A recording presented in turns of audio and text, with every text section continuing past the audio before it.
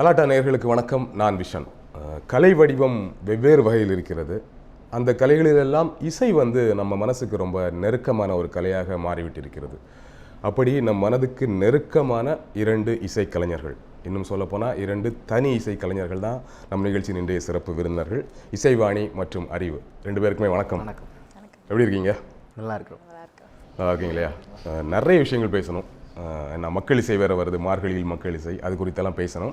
அதுக்கு முன்னாடி நீங்கள் 2 பேரும் வந்திருக்கும் பொழுது பேசுவதற்கு முன்னாடி ஒரு பாடலோட ஆரம்பித்தா நல்லாயிருக்கும். 2 பேரும் சேர்ந்து ஒரு பாடலோட ஆரம்பிக்கலாமா? பெண்களைத்தான் கும்பிடுறான் தெய்வமா, அவன் காதலிச்சா கொன்னுடுறான் நியாயமா, மத்தவங்க வச்சதென்ன சட்டமா, அத பெத்த புள்ள கேட்கலன்னா குத்தமா. தப்பில்லடா தங்கச்சி, நீ தைரியமா காதலினா உன் கட்சி. தப்பில்லடா தங்கச்சி, நீ தைரியமா காதலினா உன் கட்சி.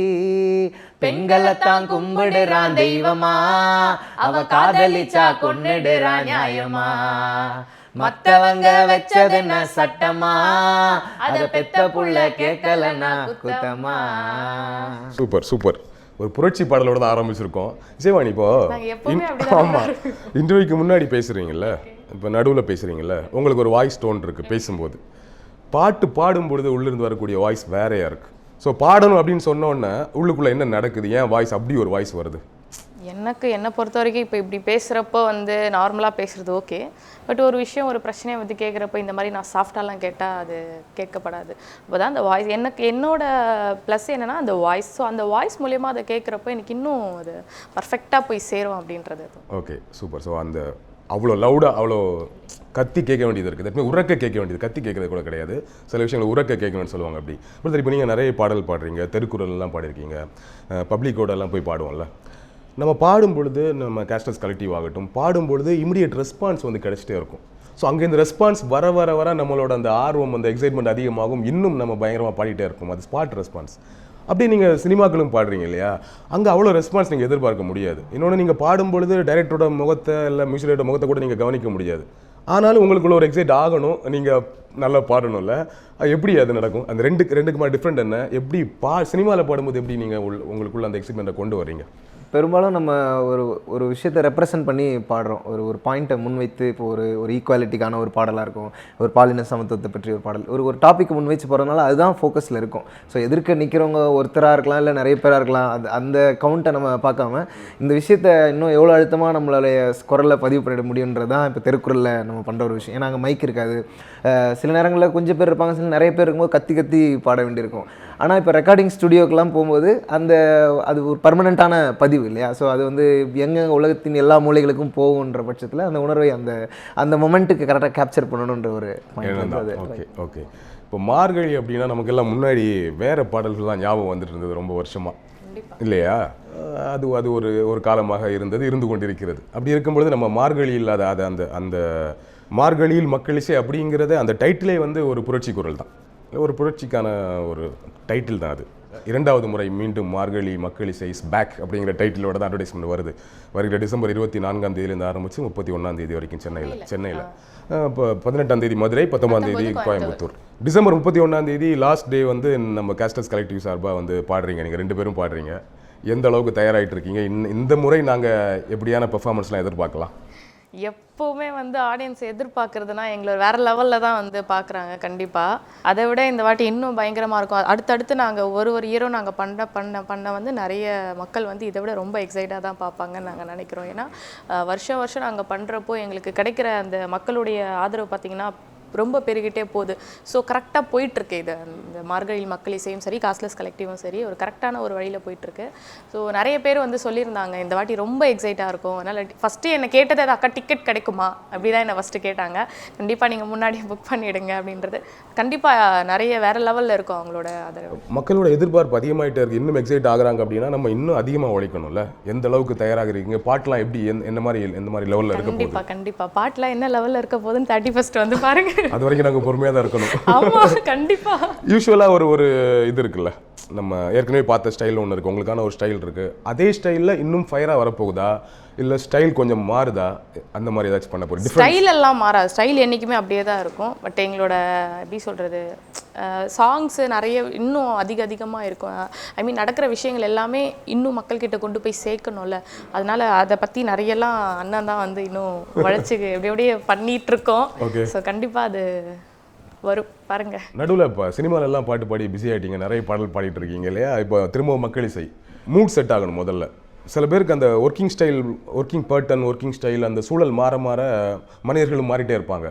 திருப்பி இந்த பக்கம் வரணும் அப்படின்னா நம்ம கொஞ்சம் ரெடி ஆகணும்ல. எப்படி ரெடியாக நீங்கள் எந்த அளவுக்கு ரெடி ஆகிட்டு இருக்கீங்க? இல்லை, இப்போ ஆரம்பத்துலேருந்தே இப்போ இண்டிபெண்ட் ஆர்டிஸ்ட் ஆகணுன்றதான் பயணம். ஏன் இண்டிபெண்ட் ஆர்டிஸ்ட் ஆகணும்னா, நம்ம உணர்வுகளை சுதந்திரமாக எக்ஸ்பிரஸ் பண்ணுற ஒரு துறையாக இருக்குது. இப்போது ஒவ்வொருத்தருக்கும் சமூகத்தின் மீது ஒவ்வொரு பார்வை இருக்கும், அது அவங்கவுங்க வளர்கிற சூழலை பொறுத்தது. இப்போ நான் வளர்ந்த சூழலேருந்து எனக்கு இந்த சமூகத்தின் மேலே நிறைய கேள்விகளும் நிறைய கோபங்களும் இருந்துச்சு. அப்போ அதை வெளிப்படுத்தக்கூடிய ஸ்பேஸாக நான் இண்டிபெண்ட் மியூசிக்கை தான் பார்த்தேன். அதன் வாயிலாக தான் நான் கேஷ்லெஸ் கலெக்டிவ் மேடைக்கு வந்தேன். அதன் பிறகு சினிமாவுக்குள்ளே போகும்போதும் சினிமாவுக்குள்ளே நமக்கு கிடைக்கிற ஸ்பேஸில் இயன்ற அளவுக்கு எப்படி இந்த பிரச்சனைகளை பேச முடியும், இந்த இஷ்யூஸ் சார்ந்து தொட்டு காட்ட முடியுங்கிற ஒரு விஷயமாக தான் நான் அதை பார்த்துட்டு இருந்தேன். எப்போதுமே மக்கள் இசை சார்ந்த இல்லை திருக்குறள் நடத்துறது இல்லை இது மாதிரி தனி இசை நிகழ்வுகள்னால் ஆர்வமாக கலந்துக்கணுன்ற ஒரு இன்ட்ரெஸ்ட். அது சின்ன வயசில் எங்கள் ஊரில் வந்து நிறைய கச்சேரிகள் நடக்கும், நாட்டுப்புற பாடல்கள், கானா கச்சேரிகள், அதுதான் நான் ரொம்ப ஆர்வமாக பார்த்து வளர்ந்துருக்கேன். ஸோ அப்படியான ஒரு நபராக நான் இயங்கணுங்கிறது வந்து எனக்கு சின்ன வயசுலேருந்து அது ரொம்ப பிடித்தமான ஒரு விஷயமா இருக்குது. ஆனால் சினிமாக்குள்ளே வந்த பிறகு சினிமா ஒரு சுச்சுவேஷனுக்கு பாட்டு எழுதுகிறோம், பாடுறோம், அது எப்போ வெளியாகும் இல்லை அந்த வெளியிடும் போது வரக்கூடிய ரெஸ்பான்ஸ், அது வரைக்கும் நம்ம பொறுத்திருக்க வேண்டிய ஒரு காலகட்டம். ஆனால் இண்டிபெண்டன்ட் மியூசிக் பொறுத்த வரைக்கும் ஒரு விஷயம் நம்ம பாடலாக பண்ணணும்னு நினைக்கிறோன்னா இமீடியட்டாக ஒரு பாட்டு எழுதலாம், ஒரு இசை அதுக்கு சேர்க்கலாம், ஒரு வீடியோ பண்ணலாம், அதை உடனடியாக படைப்பாக்கி மக்கள்கிட்ட கொண்டு போய் சேர்க்கலாம். ஸோ இது ஒரு நான் பிடிச்சி தான் செய்கிறேன் ரெண்டுத்தையும். ஸோ அந்த பேலன்ஸ் பண்ணுறது ஒரு சேலஞ்சு தான், சேலஞ்சிங்கான விஷயம் தான் இல்லையா? சரி, இப்போ நீங்கள் உங்களோட நேர்காணல் நிறைய பார்த்துருக்குறேன், மேடமோட நேர்காணல் நிறைய பார்த்துருக்குறேன். இங்கே இருக்க பலருக்கு வந்து இவங்களோட ஸ்டோரி, இவங்க சூழல் எவ்வளோ தடைகள்லாம் தாண்டி வந்துட்டுருக்காங்கிறது தெரியும். இப்போ அறிவு அவர்கள் எப்படின்னா வந்து இப்போ கூட நீங்கள் ஆரம்பிச்சிங்க, நான் சின்ன வயசில் பார்த்தது எனக்கான வலி, எனக்கான பேனையெல்லாம் தாண்டி தான் வந்திருக்கேங்கிறத அப்படி ஒரு லைனில் கடந்து போயிடுறீங்க. நான் நிறைய இன்டர்வியூஸ் பார்த்துட்டேன், அப்படி ஒரு லைனில் அப்படி ஜம்ப் பண்ணி போயிடுறீங்க. அதை சொல்ல விரும்பலையா இல்லை அதை சொல்ல நினைக்கிறீங்களா? நினச்சா நீங்கள் சொல்லலாம். எந்த மாதிரியான ஒரு சூழல் இருந்துச்சு? இல்லை, அது சொல்வதை விட இன்னும் இப்போ போக வேண்டிய தூரங்கள் நிறைய இருக்குது. அது என்ன தயாரிக்கப்படுகிற இடம் மட்டும் தான் நினைக்கிறேன். ஒரு அங்கேருந்து உருவாகி வரோம், பார்க்குற வாழ்க்கை சூழலில் இல்லை வந்து நம்ம பார்க்குற மனிதர்கள்கிட்ட நம்ம அப்சர்வ் பண்ணுற விஷயங்கள், குறிப்பாக சமூகம் எப்படி கிளாஸாகவும் கேஸ்டாகவும் எப்படி டிவைட் ஆகிருக்கு, அந்த டிவைட் வந்து உளவியல் ரீதியாக எனக்குள்ளே என்ன பாதிப்பு ஏற்படுத்தியிருக்கு, இதை நான் மற்ற மனிதர்களோட பழகும்போது எப்படி உணர்றேங்கிற அந்த பர்சனல் எக்ஸ்பீரியன்ஸை தான் நான் கெயின் பண்ணி வச்சுருக்கேன். அது ஒரு டெஸ்டிமனியாக கொடுக்கும்போது அது ஒரு ரொமான்டிசைசேஷனாக ஆகுங்கிறதுனால அதை சொல்லாமல் அதை எப்படி படைப்பாக மாற்றுறது, அது இன்னொருத்தர் அடுத்து வரக்கூடிய ஒரு கலைஞருக்கோ அடுத்து வரக்கூடிய ஒரு மாணவர்களுக்கோ அதை எப்படி ஒரு விழிப்புணர்வு சார்ந்த ஒரு பாடலாக மாற்றுறதுங்கிறது தான் நோக்கமாக இருக்குது. அதனால் அந்த கதைகளை நான் அதிகமாக ஃபோக்கஸ் பண்ணாமல் தொடர்ச்சியாக இனி வரக்கூடிய அனுபவங்களை பண்ணுறேன். நீண்ட காலமாக ஒரு சூழல் இருக்கும், ஒரு அடக்குமுறைக்கு உட்பட்ட ஒரு சூழலில் இருப்போம். ஒட்டுமொத்தமாக சேர்ந்து நம்ம ஒரு வெடித்து வரக்கூடியது ஒரு சிலரோட விஷயமா இருக்கும். சிலருக்கு வந்து ஒரு பர்டிகுலர் இன்சிடென்ட் வந்து ட்ரிகர் பண்ணிடும். ஸோ இப்படி ஆகுதில்ல, அப்போ நம்ம இதுக்கு ரியாக்ட் பண்ணணுங்கிற ட்ரிகர் பண்ணிவிடும். ஸோ அப்போ அந்த மாதிரி உங்களுக்கு ஒரு சூழலே அப்படி இருந்ததா, இல்லை ஒரு பர்டிகுலர் இன்சிடென்ட்ஸ் மூலமாக நீங்கள் வந்து இல்லை நம்ம இப்படியான ஒரு புரட்சி குரலாக வரணுங்கிறது நீங்கள் டிசைட் பண்ணுறீங்களா?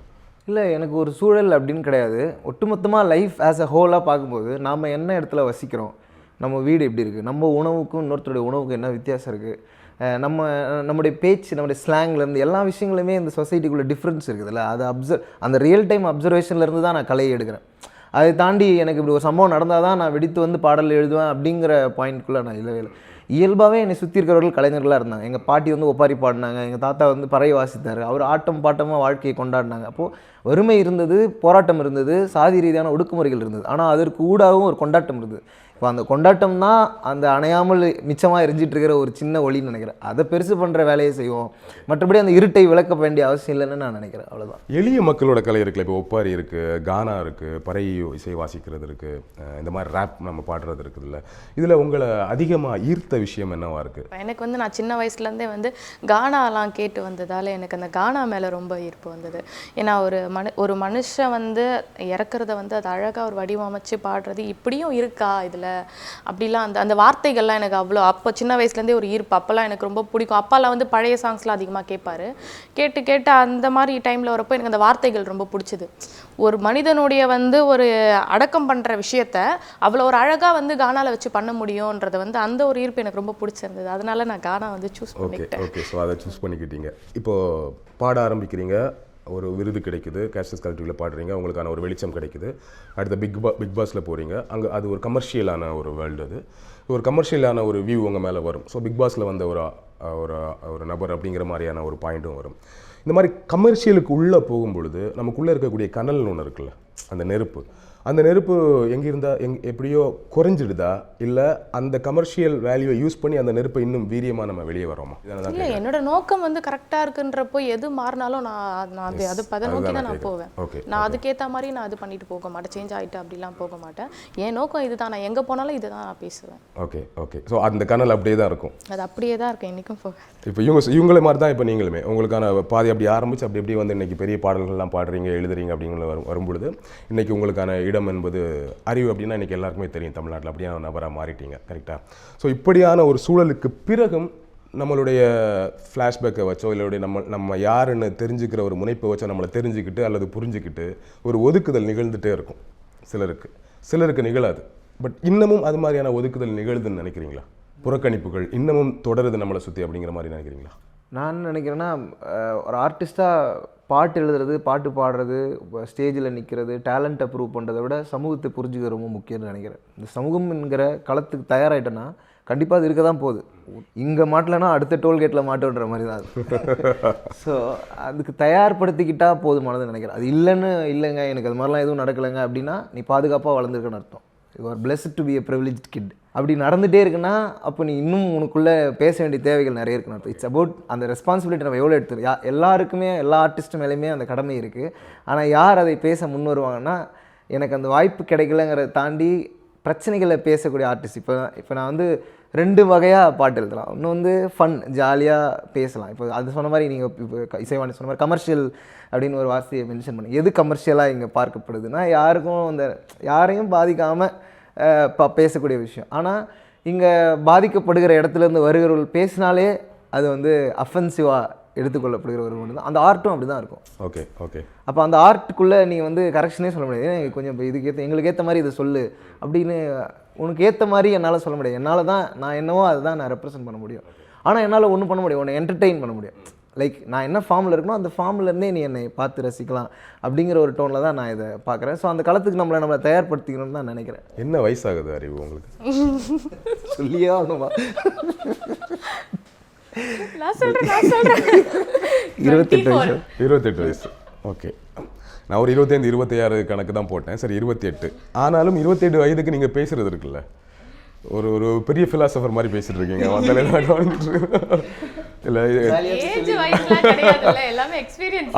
அதுதான் கேள்வி அதுவாக தான் இருந்தது. இந்த மாதிரி நம்ம ஃபிலாசபி பேசுறதுக்கு 2 விஷயம் தான் நடக்கும். ஒன்று, நம்ம நிறைய வாசிப்போம், இல்லை நிறைய கேட்டுக்கிட்டு பயங்கர ஃபிலாசபியை பேசுவோம். நான்லாம் சின்ன வயசு இது மாதிரி தான் பேசுவேன். ஒன்றும் கிடையாது, ஆனாலும் ஏதோ பெரிய ஃபிலாசபர் மாதிரி உட்காந்து பேசக்கூடிய ஒரு தோரணையில் உட்காந்து பேசிட்டு இருக்காது. இப்போ நான் உங்களை வேற கணத்துலேருந்து பார்க்குறேன். இப்போ நீங்கள் இப்படி பேசுவது ஒரு நல்ல பேசுறதுன்னா சும்மா வெறுமனே பேச்சு கிடையாது. அந்த பேச்சில் ஒரு நல்ல புரிதல் இருக்குது அறிவு பேசும்பொழுது. அப்படி ஒரு கரெக்டான ஒரு பேச்சை பேசுவதற்கு அந்த அளவுக்கு பண்பட்டு இருக்கீங்க இந்த சின்ன வயசில் அப்படின்னா என்ன காரணம்? கண்டிப்பாக பெற்றோர் ஒரு காரணம். சமூக சார்ந்த என்னுடைய சூழலில் வந்து நான் பார்த்தது முழுக்க ஆசிரியர்கள் என்னுடைய சர்க்கிளில் இருந்தாங்க. குறிப்பாக நான் காலேஜ் படிக்கும் போதெல்லாம் என்னுடைய நண்பர்கள்னு சொல்லலாம். நான் சின்ன வயசில் கவிதைகள் எழுதுகிற ஆர்வம் இருந்ததுனால ஃப்ரெண்ட்ஸ் கேங்கில் நான் கொஞ்சம் ஐசோலேட்டடாகவே இருப்பேன். ஐயான்னு கூப்பிடுறது, அது ஒன்று நடக்கும்ல, ஒரு லவ் லெட்டர் எழுதி கூட அப்படின்னு கேட்குறதுலேருந்து நிறைய விஷயங்களில் வந்து ஒரு ஸ்பெஷல் ட்ரீட்மெண்ட் இருந்துனே இருக்கும். நான் எப்படி பார்க்குறேன்னா, ஒரு ட்ரீட்மெண்ட் கிடைக்கல, ஒரு ஸ்பெஷல் ட்ரீட்மெண்ட் கிடச்சிது. அது நீங்கள் ப்ளஸ்ஸாகவும் பார்க்கலாம், மைனஸாகவும் பார்க்கலாம். ஸோ நான் அதை ப்ளஸ்ஸாக பார்க்குறேன். என்னுடைய நண்பர்கள் வந்து என்னை எந்த விதமான அடையாளத்துக்குள்ளேயும் சிக்க வைக்காமல், என்னை எந்த விதமான பிராண்டிங்கும் எனக்கு கொடுக்காம, இஸ் எ டேலண்ட் அப்படின்னு பார்த்தாங்க இல்லையா. அந்த பாயிண்டில் இருந்து தான் நான் வந்து ஐசோலேட் ஆனு நினைக்கிறேன். அண்டு என்னோடய நண்பர்கள்னு சொல்லலாம். அதுக்கப்புறம் காலேஜெலாம் முடித்து இப்போ கேஷ்லெஸ் கலெக்டிவில் வாய்ப்பு வந்த பிறகு இன்னும் ஸ்ட்ராங்கராக அதை நான் அதை நான் உணர்ந்தேன். ஓகே, நம்ம வந்து பேசணும், எல்லாரையும் ரெப்ரசன்ட் பண்ணி பேசணும். இப்போ நம்ம ஒரு இடத்துலேருந்து வரோம், எல்லா மனிதனும் ஏதோ ஒரு சமூகத்தின் ஏதோ ஒரு அடுக்குக்குள்ளே தான் வரப்போகிறோம். ஆனால் எல்லாருக்காகவும் பேசணுங்கிற கடமை இருக்குது. அது நீங்கள் எடுத்து பேசவும் செய்யலாம், இல்லை பேச முடியாது, நான் ஒரு சாரருக்காக தான் பேசுவேன் அப்படின்னும் நீங்கள் பேசலாம். இப்போ நான் வந்து என்ன செய்கிறேன்னா, எங்கிட்ட இருக்கிற ரியாலிட்டியை நான் பேசுகிறேன். இந்த ரியாலிட்டியை எல்லாரும் ஏற்றுக்கொள்கிற வகையில் கொண்டு போய் சேர்க்கறது என்னுடைய வேலை. அதுக்கு நான் எந்த இடத்துக்கு போனாலும் அதை பேசணும்னு முயற்சி பண்ணுவேன். ஆனால் அதில் அளவுகள் மாறிட்டே இருக்கும். அதை அண்டர்ஸ்டாண்ட் பண்ணிக்கிறதா இங்கே வேணும்னு நினைக்கிறேன். இப்போது உங்கள் கையில் ஒரு குழந்தை இருக்குன்னா அதை நீங்கள் இப்படி தூக்கி போட்டு பிடிக்கும்போது உங்களுக்கு தெரியும் அதை பிடிச்சிருக்கீங்க. அப்படி தான் நம்ம அதை பார்க்குறோம். சில நேரங்களில் இப்போது ஒரு பயங்கர கமர்ஷியலான ஒரு பாட்டு பண்ண வேண்டியிருக்கும், பயங்கர கமர்ஷியலாக நீ இறங்க வேண்டியிருக்கும். ஆனால் வழியில் ஒரு வாய்ப்பு அப்படின்னு நீ அதை பார்க்கணும். இன்னொரு சமயம் நீ அதை காம்ப்ரமைஸாக பார்க்குறியான்னு அது நம்ம கையில் தான் இருக்குதுன்னு நினைக்கிறேன். இப்போ தான் அந்த பருவங்களுக்குள்ளே வரேன்னு நினைக்கிறேன். அந்த மாதிரியான சேலஞ்சஸ் வரும்போது யோசிக்கிறேன், ஓகே இப்போ இதை எப்படி சேலஞ்சாக பார்க்குறதா ஆப்பர்ச்சுனிட்டியாக பார்க்குறதான்னு சொல்லிட்டு. சிவானி, ஒரு ஜாலியான ஒரு பாட்டு பாடுங்களேன். எதுக்கு இந்த ஜாலியாக பாட்டு பாட சொல்கிறேங்கிறது நீங்கள் பாடினதுக்கு அப்புறம் சொல்கிறேன். எந்த பாட்டு வேணா பாடு, நீங்கள் பாடின பாட்டு மட்டும் இல்லை, என்ன பாட்டு, எந்த மாதிரியான பாட்டு வேணா பாடலாம். உன் காமெடியில் ஒரு அரசியல் பீஃப்ல என்னமா அரசியல்? பீஃப் சாப்பாடு. ஆமாம், சாப்பாடு. அது ஃபஸ்ட்டு சாப்பாடு. ஓகே, நான் அது ஜாலியாக சாங் பாடுறேன். நான் எந்த கறியை தின்னா எப்பா உனக்கு என்ன, யாராவனா இருந்த கடா எனக்கு என்ன, நம்ம தோல்ல வச்சு படுற மொல்லம் கட்டு, தோல்ல தான் தூக்கி வச்சா சம்மகத்து, தின்னுடா கறிக்கல்லு நின்னுடோ விக்கல்லு, எங்க கிட்ட வச்சுக்கு நான் ஒஞ்சிடவும் பகல்லு, எங்க கிட்ட வல்லாட்டா பண்ணாத கலாட்டா, நல்ல மாதிரி சொல்லிட்டேன்டா இடுங்க லாட்டா. சூப்பர். எதுக்கு கேட்டேன்னா, நம்ம ஏதோ ஒரு கட்டத்தில் தெரிந்தோ தெரியாமலோ அல்லது நம்ம அப்படி ஆகணும்னு நினச்சோ நமக்கு ஒரு பிம்பம் வரும். சரி, இவங்க ஒரு சீரியஸான ஒரு நபர், இவங்க எப்போவுமே ஒரு மெசேஜ் சொல்லுவாங்க, இவங்க பாட்டில் கூட ஒரு புரட்சி இருக்குங்கிற ஒரு இமேஜ்லாம் இப்போ உங்களுக்கு வந்துருச்சுல்ல. அது ஒரு கட்டத்துக்கு மேலே பெரிய சுமை. ஏன்னா ஃபுல் டைம் 24 hours நம்ம புரட்சிக்காரர்களாக வாழ முடியாது. நமக்கு ஒரு பர்சனல் லைஃப் இருக்குது, நமக்கு ஒரு என்ஜாய் பண்ண வேண்டிய சூழல் இருக்குதுல்ல. எவ்வளோ கஷ்டமாக இருக்குது ஒரு புரட்சி இமேஜ் வர்றது. அதை கொஞ்சம் ஃப்ரீயாக விடுங்க. இப்போ நான் தூங்கணும், நான் எந்திரிக்கணும், நான் சாப்பிடணும்னு ஒன்று இருக்குல்ல. எப்படி மேனேஜ் பண்ணுறீங்க அதை? அதுதான் நான் ஃபஸ்ட்டே சொன்னது தான், என்னோட நோக்கம் அது மட்டும்தான். ஸோ அதை நான் கஷ்டமாக பார்க்கல, எனக்கு அது கஷ்டமாகவும் தெரியல. அடுத்தடுத்து என்ன பண்ணோம் அதுதான் நான் நீங்கள் சொன்ன மாதிரி எனக்கு அந்த இது இன்னொன்று எனக்கு தெரிஞ்சு எனக்கு நான் அதை கஷ்டமாக பார்க்கல பிரதர். எனக்கு அது பிடிச்சிருக்கு. அதான் ஏன் இப்போ என்னோட பிரச்சனை நான் சொல்கிறப்போ அதை நான் எனக்கு பிடிச்ச ஒரு விஷயத்த நான் பண்ணுறேன். அதை நான் வந்து ஜாலியாக தான் பண்ணுறேன். எனக்கு கஷ்டம்லாம் இல்லை. அதை நான் கஷ்டப்பட்டு நான் உட்காந்துட்டேன்னா நான் ஒரு கேர்ளுக்கு இன்ஸ்பயர்ன்ற பேர் எனக்கு வரக்கூடாது. அது நல்லா இருக்காது. ஓகே, ஸோ அதை ஒரு சந்தோஷமாக எடுத்துக்கிட்டு அது ஒரு வாழ்வியல் முறை அப்படி மாறி இருக்கு. உங்களுக்கு பிரதர் எப்படி இருக்கு இந்த விஷயத்தை? எனக்கு தெரிஞ்சு இப்படி தான் பண்ணணும்னு நினச்சி பண்ணல, இயல்பாக இருக்கும், அவ்வளோதான். இயல்பாக இருக்க முயற்சி பண்ணுறோம். நானாக இருக்க முயற்சி பண்ணுவது அது புரட்சின்னு எடுத்துட்டாலும் சரி, இல்லை அது வந்து இல்லை அது ஒரு வீண் முயற்சி, இல்லை அது ஒரு எப்படி எடுத்துட்டாலும் சரி. ஆனால் உண்மையை நோக்கி நகர்வதும் சமூக யதார்த்தங்களை பேசுவதும் எல்லோரோடையும் ஒன்றி போவது அப்படிங்கிறதுக்கு என்னை உடைக்காமல் எந்த அளவுக்கு நான் எல்லோரோடையும் ஒன்றி போக முடியும். என் தனித்துவம்னு ஒன்று இருக்கும். ஒரு மனிதனுக்கும் ஒரு விஷயத்துக்கு தனித்துவம் இருக்கும். அந்த தனித்துவத்தை மாற்றிக்கொள்ளாமல் எப்படி போய் எல்லோரோடையும் இணைந்து வேலை செய்கிறதுன்னு தான் பார்க்குறோம். பாட்டையே அப்படி தான் பண்ணுறோம். ஆக்சுவலாக எல்லாருக்கும் புரியணும், ஆனால் அதில் இந்த கருத்துக்கள் இருக்கும். மற்ற விஷயங்களை கேட்குறோம்ல பாடல்களாக. அப்போது கமர்ஷியலுங்கிறத யார் டிசைட் பண்ணுறது, மெயின் ஸ்ட்ரீம்ங்கிறத யார் டிசைட் பண்ணுறது, அப்போ எது மெயின் ஸ்ட்ரீம்? இந்த கேள்விகள் தான் பாடல்களாக வெளியே வருது. மற்றபடி இது கேட்டே ஆகணும், இல்லை இது நீங்கள் புரட்சின்னு ஏற்றுக்கணும், அந்த டோனே இது கிடையாது. Like presenting to you something which is already been there. அது உன் பக்கத்துலேயே தான் இருக்குது. ஒரு மலம் வல்லும் தொழிலாளரை பற்றி ஒரு பாடல் எழுதணும்னு கேஷ்லெஸ் கலெக்டிவில் முடிவு பண்ணுறோம். ஒரு பாடல் எழுதுகிறோம். ஏன்னா அதை அதிகமாக பாதிப்புக்குள்ளாகுது. அந்த பாதிப்பை பாடல் வரிகளாக மாற்றணும்னு யோசிக்கிற ஒரு மியூசிக் பேண்ட் இப்போ உருவாயிருக்குன்னு நினைக்கிறோம். அந்த காலத்தின் தேவைக்கு அந்த பாடலை வெளியிடும். ஒரு பொலிட்டிக்கல் மியூசிக் பேண்ட். ஆக்சுவலி எனக்கு தெரிஞ்ச இந்தியாவில் அது மாதிரி எத்தனை பேண்ட் இருக்குன்னு தெரியல, இல்லைன்னு தான் சொல்ல முடியும் நினைக்கிறேன். ஒரு மியூசிக் பேண்டு ஒரு பொலிட்டிக்கலோட ஒரு அந்த அடிப்படையில் அரசியல் பேசக்கூடிய ஒரு மியூசிக்கல் பேண்டாக இருக்குது. இப்போ இவர் வந்து திருக்குறள் இது மாதிரியான விஷயங்கள்லாம் பண்ணுறாரு, மக்களோட முன்னணி எழுந்து பாடுறாரு. நீங்களும் அது மாதிரி தான் கேஷ்லெஸ் கலெக்டிவ் உங்களெல்லாம் ஒன்றிணைக்குது, உங்களுக்கான அங்கீகாரம் பெரியதாகிறது. நிறைய படங்களை பாடிட்டு இருக்கிறாரு. அவர்கிட்ட ஒரு ஸ்டைல் ஒன்று பார்த்துட்டு இருக்கிறோம். நீங்களும் சார்பட்ட பரம்பரையில் ஒரு சூப்பரான ஒரு பாட்டு பாடினீங்க. அடுத்தடுத்து எந்த மாதிரியான பாடல்கள் பாடணும்? சினிமா அப்படின்றப்போ வந்து என்னோட வாய்ஸ்க்கு ஒரு இது கொடுத்தா போதும். பட் தனிப்பட்ட முறையில் என்று பாடுறப்போ இல்லை காசஸ் கரெக்டில் பாடுறப்போ அந்த பிரச்சனையும் அந்த ஒரு சமூகத்தை சார்ந்து தான் இருக்கணும். இப்படி ஒரு இது இருக்குது. ஒரு தனிசை கலைஞரா நான் இப்படி தான் அந்த பிரச்சனைக்குரிய அப்படிதான் இது. ஆமாம், இதில் இப்படி தான் பாடணும். பட் சினிமான்றப்போ வந்து அவங்க என்னோட வாய்ஸ்க்கு மட்டும் தான் அது நான் கேட்குறேன். ஐ மீன் சினிமாவில் பாடுறப்போ என்னோட வாய்ஸ் தெரிஞ்சால் போதும், இப்படி தான் நான் இது பண்ணுறேனே தவிர்த்து அதில் வந்து சமூக சார்ந்த பிரச்சனைகளை வந்து பாட்டு பாடினால இன்னும் ஹாப்பியாக இருக்கும் எனக்கு. ஓகே ஓகே, அங்கேயும் இது மாதிரி வாய்ப்பு கிடைச்சா ரொம்ப சந்தோஷம். happy, கண்டிப்பா. ஓகே ஓகே, வலிமையில் அடுத்த பாடல் நீங்கள் தான் போல இருக்கு. அதை பற்றி அப்படியா ப்ரோ? சொல்லவே இல்லை. அதை பற்றி சொல்லி ஆகணும். அதுக்கு முன்னாடி நான் வேற ஒரு கேள்வியிலேருந்து வரேன். ஏன்னா நீங்கள் நேரடியாக கேட்ட பதில் வேணான்னு சொல்லிடுவீங்க. அதனால உனக்கே பரவாயில்லமா? சந்தோஷ் நாராயணன் அவர்களுக்கும் உங்களுக்குமான ஒரு ஒரு நட்பு இருந்துச்சுல்ல. யுவன் சங்கர் ராஜா அவர்களுக்கு உங்களுக்குமான அந்த நட்பு என்ன? அவர் உங்களை பற்றி ட்வீட் போடுறாரு, நீங்கள் அவரோட பர்த்டேலாம் வரும்போது நிறைய விஷயம் பாடலாக பாடுறீங்க. அந்த புரிதல் நட்பு. யுவன் சார் வந்து எனக்கு எப்படி பிடிக்க ஆரம்பிச்சதுன்னா, சின்ன வயசுலேருந்து நான் சொன்ன மாதிரி சினிமா பாடல்கள் கேட்குற வாய்ப்பு கிடைக்கல. அறிவொளி இயக்கத்து பாடல்கள் தான் நிறைய நான் கேட்டிருக்கேன். ஸ்கூல் பசங்க கிட்ட போயிட்டு நான் சும்மா அறிவொளி இயக்க பாடல் தான் பாடி காட்டுவேன். இப்போ எல்லோரும் சினிமா பாட்டு பாடுவாங்க, ஆக்சஸே இல்லைன்னும் போது நான் என்ன பண்ணுவேன்னா இந்த பாட்டு பாடுவேன். அவங்களுக்கு பயங்கரமாக பிடிச்சிரும். இப்போ ஒரு வரதட்சணை கொடுமை பற்றி ஒரு பாட்டு பாடுவேன். எனக்கு வரதட்சணைக்கு என்ன மீனிங்னே தெரியாது, ஆனால் அந்த பாட்டு புத்தகம் வீட்டில் இருக்கும். அம்மா அந்த பாடல்களை கிராமந்தோறும் போய் பாடியிருப்பாங்க. ஸோ அது மூலமாக அதை எடுத்துகிட்டு பாடுவேன். ஆனால் ஒரு கட்டத்துக்கு பிறகு காலேஜுக்குலாம் வந்த பிறகு சினிமா பாடல்களை அதிகமாக இன்ட்ரடியூஸ் ஆனப்போ பசங்களாம் வந்து நீ யுவன் மாதிரியே பாடுற அப்படின்னு சொல்லுவாங்க. பரவலாக எல்லா கேங்லேயுமே பசங்களை வந்து யுவன் மாதிரி இருக்கிறேன்னு சொல்லலையே யாரும். அதுவும் சொல்லுவாங்க. அது சொல்லுவாங்க. அதுக்கு முன்னாடி பாட்டு வந்து நான் அப்படி ஒரு நேசலான டோனில் லவ் சாங்ஸ் எடுத்து பாடக்கூடிய எனக்கு இன்ட்ரெஸ்ட் அதில் தான் ஃபஸ்ட்டு ரொம்ப போச்சு. அதனால் எனக்கு அவர் மேலே எப்போதுமே ஒரு ரொம்ப ஆத்மார்த்தமான ஒரு பிரியம் இருக்குது. காலேஜ் படிக்கும்போது நைட்டில் பசங்க எல்லோரும் ஹாஸ்டலில் உட்காந்துருக்கும்போது எல்லோரும் பேசிகிட்டு இருக்கும்போது என்னை பாட சொல்லுவாங்க. ஏதாவது யுவன் பாட்டு பாடு, ஏதாவது யுவன் பாட்டு பாடுவாங்க. ஏதாவது பாட்டை ப்ளே பண்ணிவிட்டு எல்லோரும் அப்படியே உட்காந்து ஒரு தியானம் போல் உட்காந்துருப்போம் அவருடைய பாடலுக்கு. அந்த வகையில் தான் நான் அவருடைய முன்னாடி அந்த அன்பு எனக்கு அப்படி தான் தொடங்குச்சு. நான் அவரோட வேலை செய்வேன், வந்து சந்திப்பேன், அதெல்லாம் எனக்கு தெரியாது. ஸோ ஆனால் இப்போது அவரோட பழகும்போதும் பேசும்போதும் ஒரு இசைக்கலைஞராக மட்டும் இல்லாமல் ஒரு மனிதராகவே அவர் வந்து எவ்வளோ பண்பட்ட ஒரு அன்பு மிகுந்த ஒரு மனிதராக இருக்காருங்கிறது எனக்கு ரொம்ப ரொம்ப மகிழ்ச்சி அவரோட பேசுகிறதும் ஒர்க் பண்ணுறதும். அவர் அப்போ இந்த வலிமை பாடல் பதிவு அனுபவம் எப்படி இருந்துச்சு? நீங்க தான் சொன்னீங்க முன்னாடியே வேற மாதிரி பார்த்தேன், இன்னைக்கு அவரோட நல்லா இருக்கு அப்படின்னீங்க. மாநாடு பத்தி அடுத்த கேள்வி இருக்கு, மாநாடு பத்தி இருக்கு, மாஸ்டர் பத்தி கேள்வி இருக்கு. இதை சொல்லிடுங்க. நான் சொல்லாம எனக்கு தெரியாது. ஓகே, நாங்க புரிஞ்சுக்கிறோம். நீங்க அதுல ஒரு அற்புதமான ஒரு பாடல் ஒன்று பண்ணிருக்கீங்கன்னு புரிஞ்சுக்கிறோம். அது சொல்லலாம கூடாதான்னு எனக்கு தெரியாது. புரியுது. நான் மியூசிக் டைரக்டராக அவரை நான் அப்சர்வ் பண்ணது, இன்ஸ்பயர் ஆனது. அப்புறம் பசங்க பார்க்கும்போது சொல்லுவாங்க, பார்க்குறதுக்கு அவர் மாதிரியே இருக்குன்னு சொல்லுவாங்க. ஃபோட்டோஸ் எடுத்து போட்டால் அந்த மாதிரி சொல்லுவாங்க.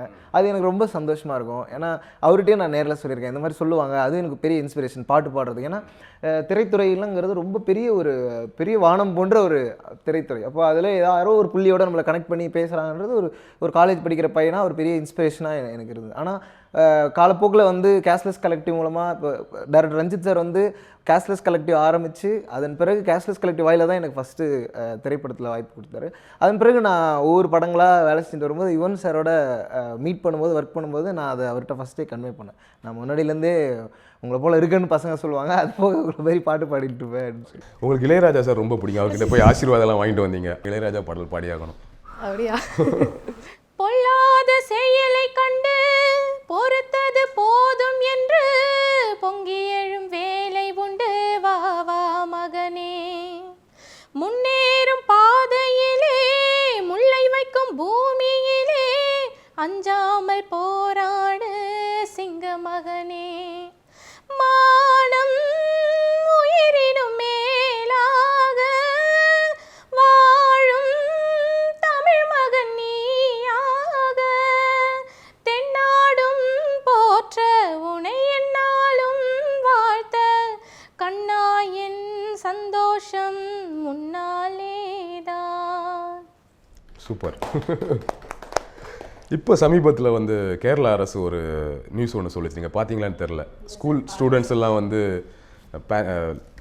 நம்ம கேர்ள்ஸ் ஸ்டூடெண்ட்டு வந்து பேண்ட் ஷர்ட் போட்டுக்கலாம், ஒரே மாதிரியான ட்ரெஸ் போடலாம், அது மாதிரி சுடிதார் போட வேண்டிய அவசியம் இல்லை அப்படிங்கிற ஒரு அறிவிப்பு ஒன்று வந்துச்சு. ஸோ பாலின சமத்துவத்தை வலியுறுத்துவதற்காக அந்த ஒரு கவர்மெண்ட் அந்த ஸ்டெப் எடுத்திருக்கு. இன்னமும் அந்த ஆடைக்கு பற்றி பேசக்கூடிய சூழல் இருக்குல்ல, இன்னமுமே நம்ம ஊரில் இருக்கக்கூடிய ஆண்கள் வந்து இந்த ட்ரெஸ்ஸை பற்றி பேசுவாங்க, பெண்கள் போடக்கூடிய ட்ரெஸ்ஸுகள் பற்றி பேசுவாங்க. ஏன்னா இன்னமும் ஏன்னா இதை பற்றிலாம் பேசிட்டு இருக்கீங்க, இப்படிலாம் அவங்களுக்கு கோவம் வருமா? இல்லை அதெல்லாம் கேட்கும் பொழுது சரி இவங்களை திருத்த முடியாதுன்னு போயிடுவீங்களா? எப்படி என்ன மனையில் இருப்பீங்க? இல்லை, திருத்த முடியாதுன்னு அப்படியே போயிட முடியாது. ஆடைகளில் பிரச்சனை இல்லைன்னு நான் பார்க்குறேன், பார்வையில் மட்டும்தான் பிரச்சனை. ஸோ அது வந்து அவங்களோட பார்க்குற பார்வையில் தான் இருக்குது. இது திருத்த முடியாது. அப்படி அதை மக்கள் வந்து இது திருத்தணும் அப்படின்னாலும் அதுக்கான முயற்சி நாங்கள் பாடிட்டு தான் இருப்போம், கேட்போம். பட் பிரச்சனை வந்து ஆடையில் இல்லை என்னை பொறுத்த வரை. ஸோ பார்வையில் தான் இருக்குது. கண்டிப்பா மாற்றிக்க வேண்டியது எங்ககிட்ட தான் பிரச்சனை. ஆமா, கண்டிப்பா. சும்மா திரும்ப திரும்ப அதே சொல்லிட்டு இருக்காங்க, அதான் சொல்ல கண்டிப்பா, வரீங்க. ஆமா. நீங்கள் சும்மா ஒரு பேசக்கூடாது. ஆமாம் அதே பேசிட்டு இருக்கக்கூடாதுங்கிறது தான். நீங்கள் ஒரு இன்னைக்கு இருக்கக்கூடிய ஒரு இப்போ ஒரு ஒட்டுமொத்தமாக இருக்கக்கூடிய சாதிய பிரச்சனை, பெண்களுக்கு எதிரான பிரச்சனைலாம் தாண்டி குறிப்பாக பர்டிகுலர் இது ஏன் ஒரு பிரச்சனை இப்போவும் பேசிட்டு இருக்கீங்களா? உங்களுக்கு ரொம்ப கோவம் தரக்கூடிய விஷயம் என்ன? அக்செப்டன்ஸ் இல்லாததுன்னு சொல்லுவேன். ஏற்றுக்கொள்ள முடியாமை, ஒரு மனிதனையோ ஒரு வாதத்தையோ ஒரு சமூகத்தையோ ஒரு பாலினத்தையோ ஏற்றுக்கவே முடியாத ஒரு மனதுக்குள்ளே அந்த தடை இருக்குல்ல, அது வந்து என்னை ஹாண்ட் பண்ணும், என்னை எரிச்சல் விட்டும். அது எல்லா இடத்துலையும் இருக்குது, பல எல்லா தளங்களையும் ரீதியாகவும் இதுதான் அப்படின்னு நம்ம சொல்லிடவே முடியாது. அந்த அந்த படிநிலையில் கடந்து தான் நம்மளும் வரோம். அதனுடனான போராட்டம் வந்து எவ்ரிடே எனக்கும் இருக்குது, எல்லாருக்குமே இருக்கணும். ஆனால் அதுதான் ஒரு மாதிரி எரிச்சல் விட்டும். ஏற்றுக்கிறதுல என்ன கேட்குறதுல என்ன பிரச்சனை? நான் வந்துட்டு பாடுறேன்ல, நான் உனக்காக பாடுறேன், நான் உனக்காக பேசுகிறேன்ற ஒரு இடத்துல இருந்து நான் அதை யோசிப்பேன். சரி, நான் இப்போ பேரை குறிப்பிடலை, இன்சிடென்ட் எல்லாம் குறிப்பிடல, நான் ஒரு பொதுவாக கேட்குறது நீங்கள் பதில் சொல்லிவிடுங்க. ஒரு பெரிய விஷயத்தை செஞ்சுருக்கிறோம், நமக்கு அதுக்கான ரீச், அதுக்கான அங்கீகாரம் எல்லாமே கிடைச்சிருக்கு. ஆனால் அதற்கு பிறகு நாம் ஒரு இடத்துல வந்து நம்மளை தவிர்த்துருக்காங்க, நம்மளை ஒதுக்கியிருக்காங்க அப்படிங்கிற ஒரு சூழல் வருது. அது ஒரு பெரிய சர்ச்சையாகிறது, சமூக வலைதளங்கள்லாம் அதை பற்றி விவாதிக்கிறாங்க. அப்படிங்கும் பொழுது அந்த கணத்தை எப்படி கடந்தீங்க? இது நம்ம மேலே இருக்கிற ரெஸ்பான்சிபிலிட்டின்னு நினைக்கிறேன். என்ன வந்தாலும், யார் பாராட்டினாலும் பாராட்ட விட்டாலும் கடமையை செய் அப்படின்னு புரட்சியாளர் அம்பேத்கர் சொல்கிறார். ஸோ அதனால் அதுதான் நான் மனசில் நினச்சிக்கிட்டேன். இப்போ இது கடந்து தான் செல்ல வேண்டியது. ஏன்னா இன்னும் நிறைய இருக்குது, இன்னும் நிறைய பேரை பேச வேண்டியிருக்கு. நிறைய பண்பாட்டை மீட்டுருவாக்கம் செய்வதுங்கிறது வந்து சாதாரண விஷயம் கிடையாது. அதை வந்து இப்போ இன்றைக்கி ஒரு நீலம் பண்பாட்டு மையம் மூலமாக இன்றைக்கி வந்து செய்கிறாங்கன்னும் போது அதற்கு நம்ம துணை நிற்கிறோம் அப்படிங்கிற இடத்துலேருந்து தான் இந்த பணிகள் எல்லாமே மேற்கொள்கிறோம்.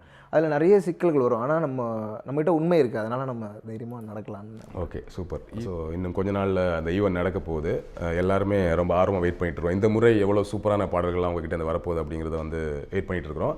அது எப்படியான பாடல் வருதுன்னா நோடி கேட்டால் நீங்கள் 2 பேரும் பதில் சொல்லலை. எனவே நான் சொல்கிற தயாராக தான் இருக்கேன். கேட்டீங்க, அதனால் நீங்கள் சொல்லுங்கள் அப்போ எந்த மாதிரியான படம் வரப்போகுது. மார்கழியில் மக்கள் இசைங்கிற நிகழ்வே வந்து சொன்ன மாதிரி இந்த மாதம் என்பதே ஒரு இசைக்கான மாதமாக அறியப்படும் போது அதில் எந்த மாதிரியான இசைகள், எந்த இசைக்கு இங்கே வந்து ஸ்டேஜ் இருக்குது, ஸ்டேஜ் இல்லைங்கிற இடத்துலேருந்து தான் கேஸ்ட்லெஸ் கலெக்டிவ்ங்கிற அமைப்பு உருவாக காரணமே, ஒரு இசைக்குழு உருவான காரணமே அதுதான். அப்போது கானா, ரேப், ராக் மூணுத்தையும் ஃபியூஸ் பண்ணுறோம். அதுலேயும் குறிப்பாக கானா வந்து உழைக்கும் மக்களுடைய கலை வடிவம், ரேப் வந்து மேற்கத்திய நாடுகளில் உழைக்கும் மக்களுடைய கலை வடிவம். இது ரெண்டுத்தையும் ஃபியூஸ் பண்ணும்போது இங்கே ஒரு ஃபியூஷன் பேண்டாக தான் அதை உருவாக்குறாங்க. அதன் தொடர்ச்சியாக ரூட்ஸ்ன்னு சொல்லி ஒரு நிகழ்ச்சி பண்ணுறோம். ரூட்ஸ் நம்முடைய வேர்களை நம்ம தேடி போவோம், அது ரொம்ப ஸ்ட்ராங்காக இருக்குது. இப்போது நாங்கள் கூட என்ஜாமின்னு ஒரு பாட்டு பண்ணோம். அந்த பாட்டில் ஒரு ஒப்பாரி 4 வரிகள் எடுத்து ப்ளேஸ் பண்ணியிருந்தோம். அந்த ஒப்பாரி ஏதோ ஒரு பாட்டு ஏதோ ஒரு ஊரில் எழுதுனது, அவங்க இல்லை, இப்போ மறைஞ்சிட்டான். அதை கலெக்ட் பண்ணி எங்கிட்ட கொண்டு வந்து தந்த பாவலர் முகிலையாவும் இறந்துட்டார். ஆனால் அந்த பாட்டு வந்து எவ்வளோ தூரம் போய் சென்றடைஞ்சது. அப்போ அதை பார்க்கும்போது நம்முடைய பண்பாட்டு வேர்கள் வந்து எவ்வளோ ஸ்ட்ராங்கானதுங்கிறத வந்து நான் உணர்ந்துக்கிட்டேன். ஸோ அதுக்கு முன்னாடி ஒரு 2-3 இயர்ஸாக இந்த ஒப்பாரி கலைஞர்களோடவும் நாட்டுப்புற கலைகளோடவும் ரூட்ஸ் அப்படிங்கிற பேரில் கேஸ்ட்லெஸ் கலெக்டிவ் சார்பாக பயணப்பட்டுட்டு இருந்தோம். அதன் தொடர்ச்சியாக தான் இயக்குனர் ப. ரஞ்சித் அவர்களோடு இணைந்து அவருடைய ஒரு நீலம் பண்பாட்டு மையத்தின் சார்பாக மார்கழியில் மக்கள் இசை என்ற நிகழ்ச்சி பண்ணால் முடிவானப்போ போன வருஷம் அதை முதல் முறையாக ட்ரை பண்ணோம். இந்த வருஷம் இன்னும் எக்ஸ்பேண்டடாக முழு அரங்கங்களோட 10 நாட்கள், ஒரு நாள் மதுரையில், ஒரு நாள் கோயம்புத்தூரில், 8 நாள் சென்னையில் பண்ணலான்னு. இதில் வந்து என்னென்னா ஒவ்வொரு நாளும் ஒவ்வொரு இசை வடிவம். ஒரு நாள் நாட்டுப்புற பாடல்கள், ஒரு நாள் முழுக்க கானா பாடல்கள், ஒரு நாள் முழுக்க ரேப் பாடல்கள், ஒரு நாள் முழுக்க பழங்குடி இசை, ஒரு நாள் முழுக்க சென்னையில் இருக்கக்கூடிய தனி இசை கலைஞர்கள். இப்போ சென்னை மாதிரியான நகரம் நிறைய இண்டிபெண்ட் ஆர்டிஸ்ட் இருக்காங்க, அவங்களுக்கு. இது லாஸ்ட்டாக கேஸ்ட்லெஸ் கலெக்டிவ் சொன்ன ஆல்ரெடி அறியப்பட்ட மாதிரி ஒரு பொலிட்டிக்கல் மியூசிக் பேண்டுங்கிறதுனால சமகால இஷ்யூஸை மையப்படுத்திய புதிய பாடல்களும் இந்த வருஷம் இருக்கும். சமகால இஷ்யூஸ்னால் இந்த முறை போன வாட்டி பாடாத இஷ்யூ, இந்த முறை இந்த ஒரு இஷ்யூவை நாங்கள் அட்ரஸ் பண்ண போகிறோங்கிற மாதிரி ஏதாவது இருக்குதா? அட்ரஸ் பண்ணுறதுங்கிறதோட கலை வடிவங்களில் அதை பதிவு பண்ணுறது ரொம்ப முக்கியம்னு நினைக்கிறேன். அந்த பாயிண்டில் அதுதான், அது எந்த மாதிரி இஷ்யூன்னு சொல்ல முடியுமான்னு கேட்குறேன். அது பாட்டு முடிச்சுட்டு இன்னும் ஒரு 10 நாளில் பாடல்கள் அப்படின்னு இல்லை. லைக் ஒரு எல்லாருக்குமே பொதுவாக இருக்கக்கூடிய ஆதங்கங்களை பாடல்களை வெளிப்படுத்துறதுக்கே இங்கே வந்து ஆட்கள் இல்லை. ஆக்சுவலாக இப்போது எது பேசினாலும் பொலிட்டிக்கல் அப்படின்னு ஒன்று கிடையாதுங்க. லைஃபே பொலிட்டிக்கல் தான், வாழ்க்கையே பொலிட்டிக்கல் தான். வீடு இருக்கிற இடத்துலேருந்தே அரசியல் தொடங்குதுன்னு போது பாட்டுக்குள்ளே அதை கொண்டு வந்து பேசுகிறதுக்கு ஒரு தளம் கிடச்சிருக்கு. அதுலேருந்து எல்லா இஷ்யூஸுமே பேசுவோம். இதுதான் பேச போகிறோன்ற அந்த ஹைலைட்டே கிடையாதுங்க.